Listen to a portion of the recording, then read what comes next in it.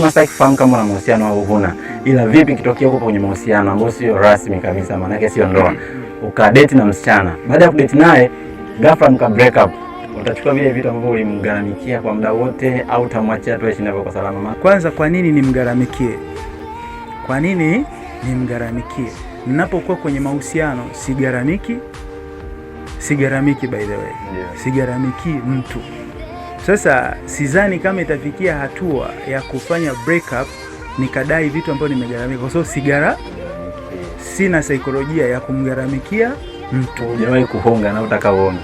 Sio kuhonga, labda umpe mtu, lakini sio kufanyaje?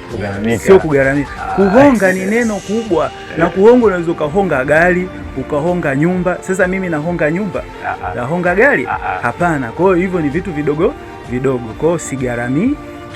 By the way, tunaelekea kwenye test 1 wiki ijayo. Una nini cha kuambia wanachuo kikuu cha Dar es Salaam? Cha msingi ni kujiandaa, kuhakikisha mwanafunzi amejiandaa vyema kwa ajili ya mtihani, na tunavyojua mtihani unapima kuanzia mwanzo ulivyoanza kusoma hadi mwisho ulivyofundishwa. Kama umefundishwa vyema, soma hivyo hivyo, then ujiandae vyema. Mtihani unapima kile ulichofundishwa. Hakuna hata siku moja hapa chuo kikuu cha Dar es Salaam unapimwa kile ambao hujafundishwa. Kwa hiyo jipange na kile ulichofundishwa sawa sawa, na utafanya vyema.